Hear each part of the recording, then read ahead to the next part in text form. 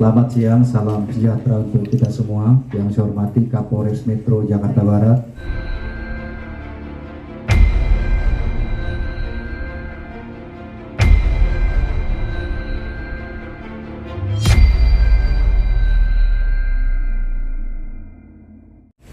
Kasat Narkoba Polres Metro Jakarta Barat dan teman-teman media sekalian yang berbahagia.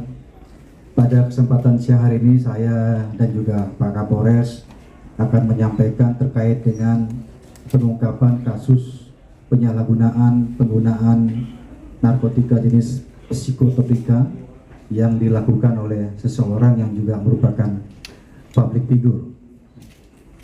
Kejadian ini terjadi pada hari Kamis tanggal 2 Juni 2022 pukul 12.30 waktu Indonesia bagian Barat.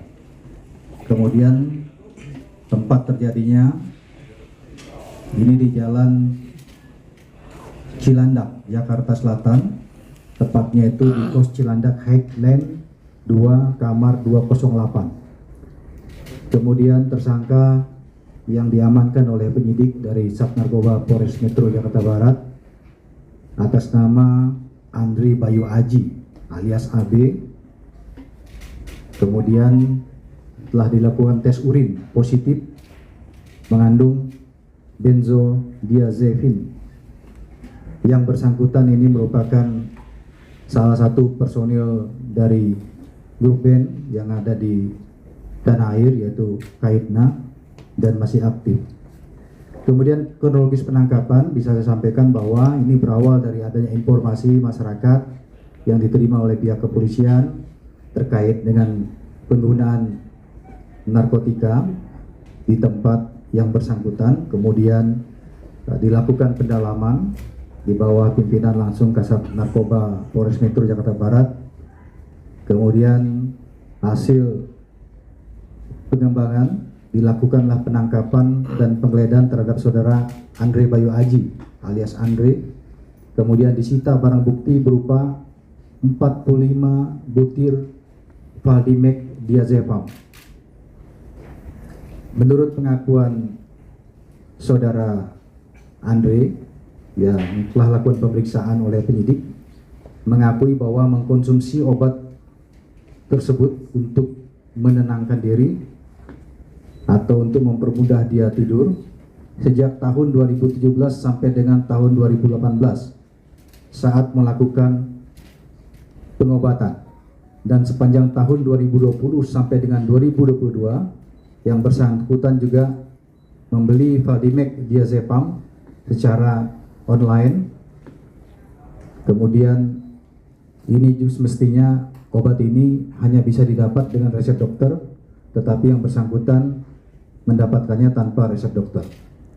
Kemudian penyidik juga telah mendapat rekaman ataupun kegiatan pembelian yang dilakukan oleh tersangka terkait dengan obat ini, yaitu mulai bulan Agustus 2020 sampai dengan Mei 2022. Kita telah memiliki datanya, yaitu diantaranya sampaikan sebagai gambaran tanggal 18 Agustus tahun 2020 ini juga membeli 40 butir ya valdimek diazepam. Kemudian 17 September 2020 membeli lagi, kemudian 14 November 2020 membeli lagi valdimek diazepam, kemudian 26 Januari 2021 membeli barang yang sama, 8 Februari 2021, kemudian 20 April 2021, 4 November 2021, 18 November 2021, 7 Desember 2021, 14 Februari 2022, 30 Maret 2022 dan 31 Mei 2022. Ini yang sudah didapatkan oleh penyidik dan diakui oleh tersangka. Kemudian barang bukti dalam kasus ini yang diamankan dan disita oleh penyidik adalah 45 butir valdimek diazepam. Ini termasuk dalam golongan psikotropika golongan 4. Kemudian pengakuan tersangka bahwa Valdimik diazepam ini sudah digunakan sejak tahun 2020 sampai 2022 sebanyak 12 kali, dan ini juga sejalan dengan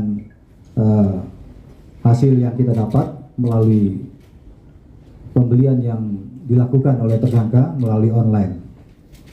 Kemudian alasan yang digunakan tersangka untuk mengkonsumsi psikotropika ini adalah untuk beristirahat ataupun untuk mempermudah tidur selepas aktivitas yang bersangkutan sebagai musisi. Kemudian terkait dengan kejahatan yang dilakukan ini, ya, penyidik telah mempersangkakan yang bersangkutan dengan pasal 62 junto pasal 37 ayat 1 Undang-Undang RI nomor 5 tahun 97 tentang psikotropika dengan ancaman hukuman di atas 5 tahun penjara.